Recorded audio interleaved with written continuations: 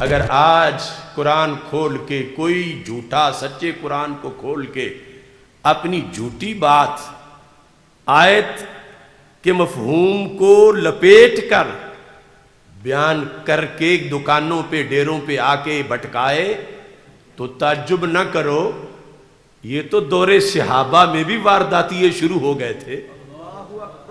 ہاں، ان کے مقابلے میں نسخہ وہی رکھو جو حضرت جابر بن عبداللہ والا ہے۔ جیسے آج کافروں والی آیتیں مسلمانوں پہ پڑھتے ہیں کچھ لوگ اور بتوں والی داتا صاحب پہ پڑھ دیتے ہیں۔ آیتیں تو سچی ہیں، مگر آیت ہے کس کے لیے؟ قرآن بات کرے ابو جہل کی اور شیطان بات کرے اس جگہ پہ فٹ کر کے داتا صاحب کی، تو فرقہ واریت تو وہ کر رہے ہیں۔ کتاب الایمان مسلم شریف، اس میں 179 صفحے پر جو حدیث ہے اس کے لحاظ سے میں وہ ویسے تو پوری رات شاید گزر جائے، لیکن میں اس کی صرف ایک جھلک پیش کرتا ہوں آپ کے سامنے۔ اور ان لوگوں کو چیلنج ہے جو کہتے ہیں بس ان کی اپنی روٹی کا مسئلہ ہے اور کوئی یہ ادھر کھینچتا ہے کوئی ادھر کھینچتا ہے، بات تو ہے ہی نہیں جب قرآن ایک ہے۔ تو میں بتاؤں گا کہ قرآن ایک ہے لیکن سارے پڑھنے والے ایک طرح کے نہیں ہوتے، کیونکہ سرکار فرما گئے ہیں، صحیح بخاری میں ہے کہ جب ذوالخویسرہ نے سرکار پر کہا تھا اعدل یا محمد صلی اللہ علیہ وسلم، رب کے نبی آپ عدل کریں، اتق اللہ، متقی بن جائیں، بخاری شریف میں ہے۔ سرکار نے غصے میں فرمایا میں نے عدل نہیں کیا تو کر کون سکتا ہے؟ یعنی ایک ٹولہ شروع سے ایسا ہے تبلیغیوں کا، انہیں پتہ ہی نہیں تبلیغ کرنی کہاں ہوتی ہے، اور اس تبلیغ کو سرکار نے توہین سمجھا اور حضرت عمر نے توہین سمجھا اور کہا مجھے اجازت دو میں اس کا سر اتاروں، یہ مبلغ بنا پھرتا ہے۔ سرکار نے یہ نہیں کہا کہ تبلیغیہ ہے تو کیوں سر اتارتا ہے، باقی اس نے توہین تو کی ہے، سر اتارنے کے قابل ہے، مستحق ہے، لیکن حق میرا ہے، میں چاہوں تو اترواؤں چاہوں تو اس کا نہ اترواؤں۔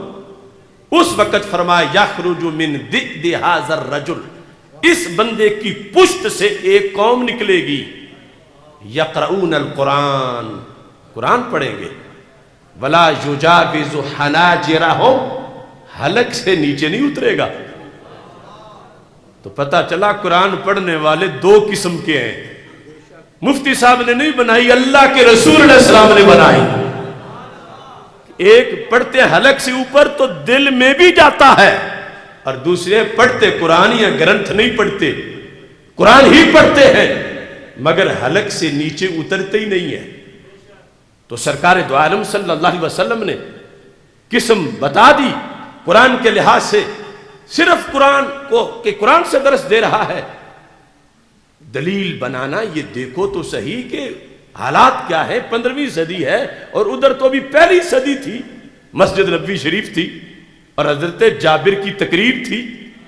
یزید الفقیر کہتے ہیں کہ کنت قد شغفنی رأی من رأی الخوارج، FIR میں نام بھی ذکر ہو گیا کہ میں خارجی بن گیا تھا، سنیوں کا ہوتے ہوئے میں خارجی بن گیا تھا۔ شغفنی، شغف اٹریکشن تھی، خوارج کے عقیدے میں بڑا عقیدہ ہے، میں خارجی بن گیا۔ تو پھر کہتے ہیں فخرجنا فی اصابہ، ذوی عدد اصابہ ہے جماعت پوری تبلیغی، کہ ہم تبلیغی جماعت میں نکلے جس میں کافی لوگ تھے، نرید ان نحج ثم نخرج علی الناس، ارادہ تھا حج کریں گے پھر ساری عمر راہ خدا میں تبلیغ کریں گے۔ کہتے ہیں کہ اتنے میں گزر ہوا، مررنا علی المدینہ، گزر ہوا مدینہ سے، تو ہم نے کہا چلو نماز پڑھتے ہیں، نماز پڑھنے کے لیے چلے گئے۔ فَإِذَا جابر بن عبد اللہ یحدث القوم جالس الی ساریہ، ایک ستون کے ساتھ صحابی رسول حضرت جابر بن عبداللہ رضی اللہ تعالیٰ عنہ بیٹھے ہیں اور وہ حدیث پڑھا رہے ہیں۔ اتفاق سے موضوع یہی تھا، گناہگاروں کا روز محشر شفیع خیر الانام ہوگا، دلہن شفاعت بنے گی، دولہا نبی علیہ السلام ہوگا۔ ادھر وہ گرتوں کو تھام لیں گے، ادھر پیاسوں کو جام دیں گے، صراط و میزان حوض کوثر یہیں وہ عالی مقام ہوگا، آنا لہا کہہ کے آسیوں کو لیں گے آغوش مرحمت میں، عزیز اکلوتا جیسے ماں کو نبی کو اپنا غلام ہوگا۔ جہنم سے نکال کے جنت دینا بتاؤ مشکل کشائی ہے یا نہیں؟ مشکل کشائی ہے۔ تو تقریر ہو رہی تھی مسجد نبوی شریف میں، لاہور کی بات نہیں، مسجد نبوی شریف میں تقریر تھی جابر بن عبداللہ رضی اللہ تعالیٰ عنہ کی، سرکار کی یونیورسٹی کے فارغ التحصیل، اور زمانہ ابھی صحابہ کا تھا، لیکن وہ سطف طارق و سین والی بات جو ہے اس کے کچھ نہ کچھ آثار آ گئے تھے، اگرچہ تھوک کے لحاظ سے تو بعد میں ہوا۔ قد ذکر الجہنمیین، یزید الفقیر خود کہتے ہیں انہوں نے جہنمیوں کا ذکر کیا، اور پھر اس میں یہ تھا کہ یوں شفاعت کی حدیثیں بیان ہو رہی تھیں کہ سرکار چلو بھریں گے، ایک چلو میں کروڑوں کو بٹھا کے جنت لے جائیں گے۔ تو خارجی سے یہ برداشت کیسے ہو؟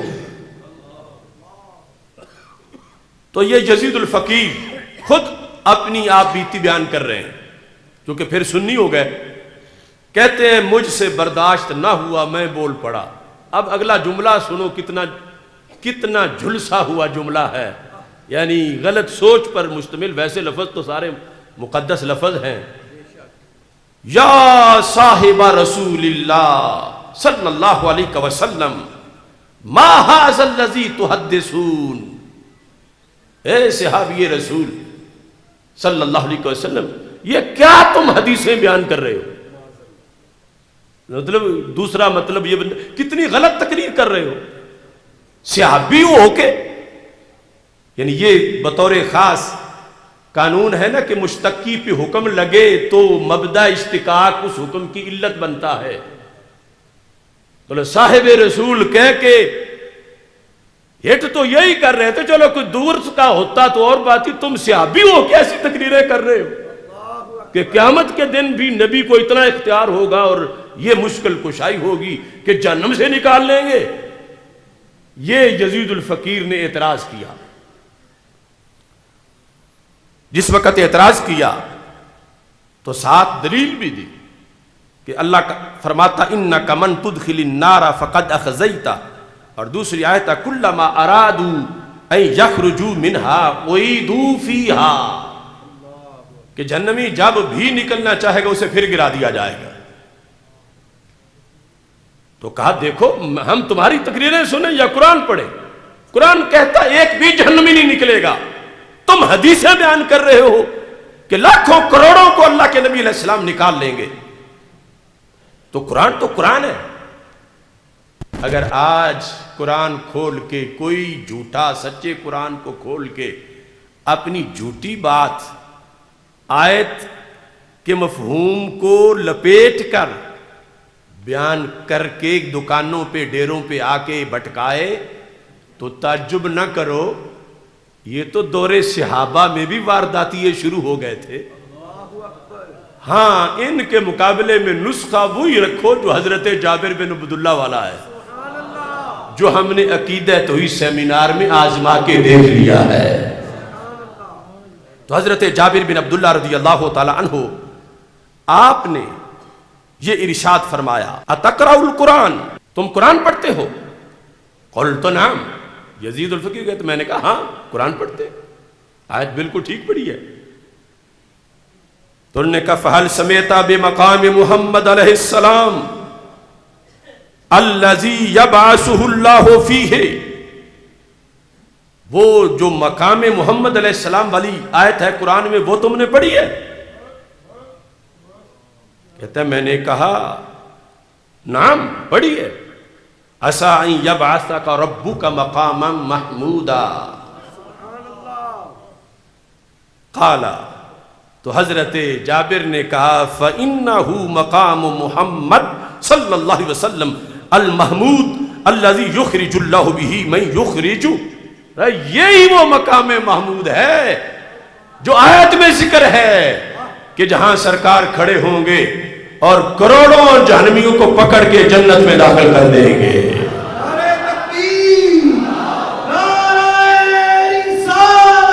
وہ لوگ جو کہتے ہیں قرآن ایک ہے تو پھر کیسے ہو سکتا ہے؟ ہم کہتے ہیں قرآن ایک ہی ہے. حضرت جابر کے سامنے کسی اور قرآن کی آیتیں نہیں پڑھی گئی تھی، اسی کی پڑھی گئی تھی. مگر حضرت جابر میں اور اس خارجی میں فرق کتنا تھا؟ زمین و آسمان سے زیادہ. خارجی کہہ رہا تھا جہنم سے ایک بھی نہیں نکل سکتا. حضرت جابر بن عبداللہ کہتے تھے کروڑوں نکلیں گے، سرکار نکالیں گے. اب سچا کون؟ قرآن بھی سچا ہے، حضرت جابر بھی سچے ہیں، لیکن بد عقیدہ وہ ہے جس کو خارجیت نے ڈس لیا تھا، وہ بد عقیدہ ہے. تو اس کا روگ ختم کیسے ہوا؟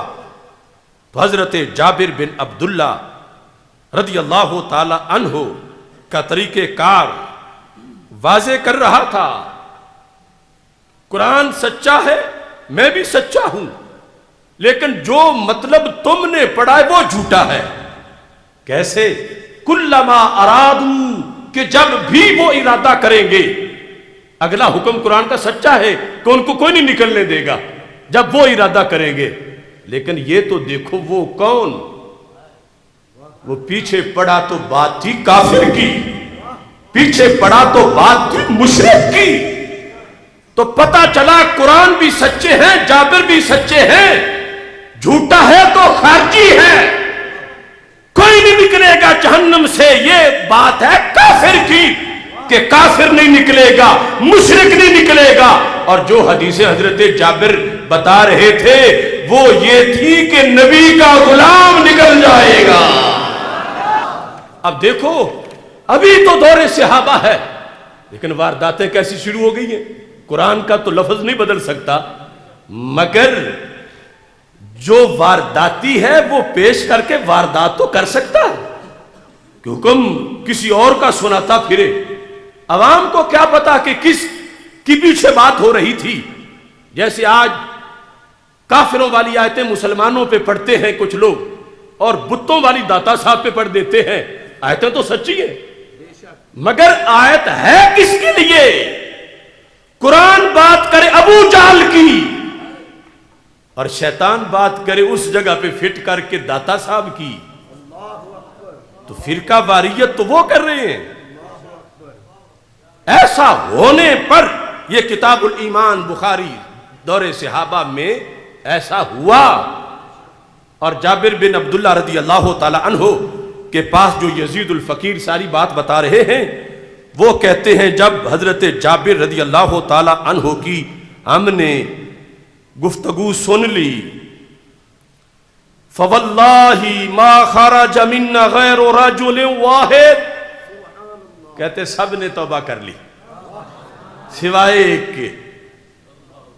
سب نے توبہ کر لی. ہم سارے ہی واپس چلے گئے گھروں میں کہ ہمارا تو بھی اپنی اصلاح ہونے والی، ہم نے تبلیغ کیا کرنی ہے. یعنی ہمارے استاد ہی ہمیں زہر دیتے رہے ہیں قرآن کے ترجمے میں. کہتے ہم لوٹے اور پہلے جنہیں کہتے تھے حضرت صاحب، قبلہ صاحب، استاد صاحب، اب کہتے ہیں فرجانا. ہم جب لوٹے قلنا، ہم نے کہا ویحکم، وہ تباہ ہو جاؤ تم. روتے حضرت صاحب بننے کو، ویحکم، تم تباہ ہو برباد ہو جاؤ. کیوں؟ اترون الشیخ یکذب علی رسول اللہ صلی اللہ علیہ وسلم، تم یہ پڑھاتے ہو کہ جابر جیسا چمکتا چہرہ بھی جھوٹ بول سکتا ہے. یعنی یہ آج نہیں جو لوگ کہتے ہیں کہ سنیوں کے چہرے بھی چمکتے ہیں اور پتہ چل جاتا ہے.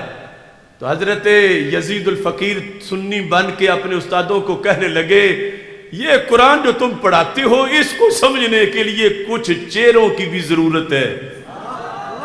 تمہیں دیکھنے سے سمجھ نہیں آئی، جابر دیکھنے سے سمجھ آ گئی ہے.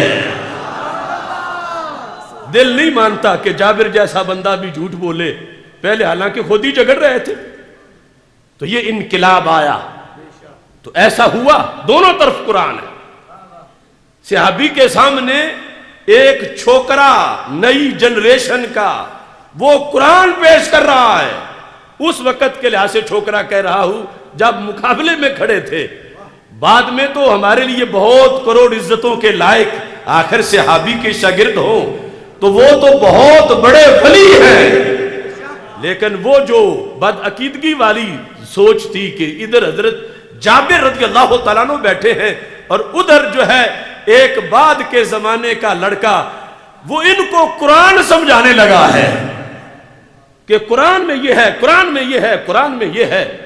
تو پتہ چلا ہر بندہ یہ کہنے والا کہ قرآن میں یہ ہے سچا نہیں ہوتا.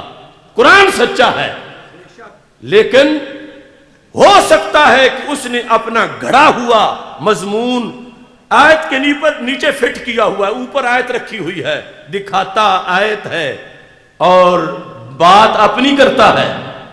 اس بنیاد پر یعنی سطف تارک و امتی کے لحاظ سے جو کچھ لوگوں کی اس لحاظ سے وہ کہتے حدیث نہیں ہو سکتی کہ جب قرآن ایک ہے تو پھر افتراق کیسے ہو سکتا ہے، جب قرآن بدل نہیں سکتا تو پھر اختلاف کیسے ہو سکتا ہے. تو ہم نے سیاستہ سے یہ بتایا کہ اختلاف ہو جاتا ہے اور اس میں جرم حق والوں کا نہیں، جرم ان کا ہے جو واردات کرتے ہیں.